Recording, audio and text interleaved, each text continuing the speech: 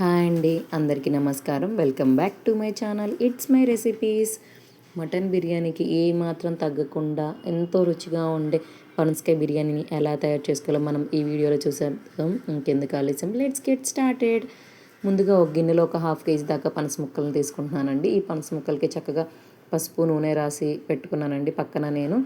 ఇప్పుడు ముందుగా ఒక కడాయి తీసుకొని కడాయిలో ఆల్రెడీ ఆయిల్ వేసుకొని ఆయిల్ వేడెక్కిన తర్వాత ఆల్రెడీ ముందుగా ఉంచుకున్న పనసకాయ ముక్కల్ని నిదానంగా ఆయిల్లో వేసుకొని ఫ్రై చేసుకోవాలండి. గోల్డెన్ బ్రౌన్ కలర్ వచ్చేంతవరకు మీడియం ఫ్లేమ్ మీద ఫ్రై చేసుకోవాలండి. హై ఫ్లేమ్ మీద ఫ్రై చేసుకుంటే పనసకాయ ముక్కలు లోపల ఉడకకుండా పైన కలర్ మారిపోతాయండి. చూసారు కదా, చక్కగా గోల్డెన్ బ్రౌన్ కలర్లోకి ఫ్రై అయిపోయాయి. ఫ్రై అయిన ముక్కలన్నిటిని తీసి పక్కన పెట్టుకున్నాను. ఆల్రెడీ ఒక బ్యాచ్ వేసాను కదండి, రెండో బ్యాచ్ కూడా వేసుకొని నీట్గా ఫ్రై చేసి పక్కన పెట్టుకున్నానండి. ఈ ముక్కలన్నీ తీసి పక్కన పెట్టుకున్న తర్వాత ఒక గిన్నెలో ఒక హాఫ్ కేజీ దాకా రైస్ని తీసుకుంటున్నానండి. నేను బాస్మతి రైస్ని హాఫ్ కేజీ పనస ముక్కలకి హాఫ్ కేజీ బాస్మతి రైస్ని తీసుకుంటున్నాను. వీటిని నీట్గా ముందుగానే వాష్ చేసి నానబెట్టుకున్నానండి. ఇవి నానేలోపు మనం ఇప్పుడు కర్రీ ప్రిపేర్ చేసేసుకుందాము. స్టవ్ వెలిగించుకొని ఒక కడాయి పెట్టుకుందామండి. ఆల్రెడీ నేను పనసకాయ ముక్కల్ని ఫ్రై చేసిన ఆయిలే యూస్ చేసుకుంటున్నాను. ఒక పావు కప్పు దాకా ఆయిల్ వేసుకుందామండి.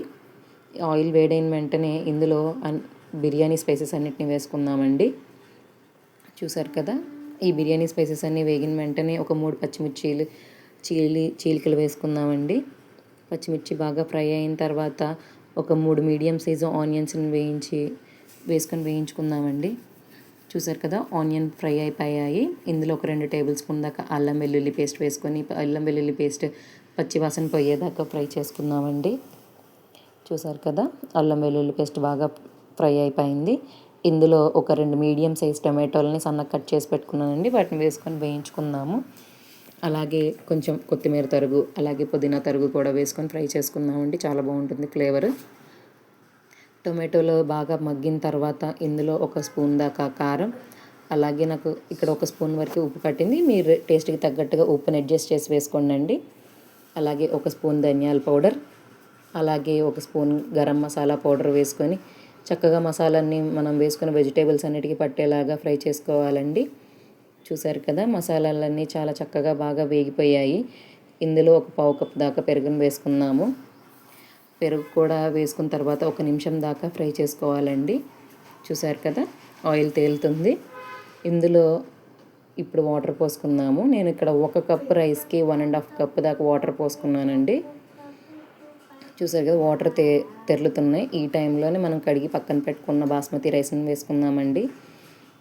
ఒకసారి తిప్పుకున్న తర్వాత మనం ఆల్రెడీ ఫ్రై చేసి పక్కన పెట్టుకున్నాం కదండి పనసకాయ ముక్కల్ని, ఆ పనసకాయ ముక్కల్ని కూడా ఒకసారి వేసుకుందామండి. చూడండి, ఆల్రెడీ ఫ్రై చేసి పెట్టుకున్న పనసకాయ ముక్కల్ని కూడా వేసుకొని ఇప్పుడు బాగా కలుపుకొని మనం మూత పెట్టుకొని ఒక 10 మినిట్స్ దాకా వీటిని ఉడికించుకుందామండి. మీడియం ఫ్లేమ్ మీద ఉడికించుకోండి.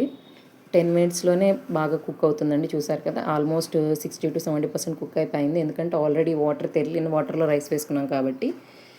ఇప్పుడు ఇందులో ఒక 4 స్పూన్ల దాకా నెయ్యి, అలాగే 1 స్పూన్ దాకా గరం మసాలా పౌడర్, అలాగే కొంచెం కొత్తిమీర చల్లుకొని బాగా తిప్పుకొని చాలా లో ఫ్లేమ్లో కూడా చాలా తగ్గించి పెట్టుకొని మనం ఒక 20 మినిట్స్ కుక్ చేసుకోవాలండి.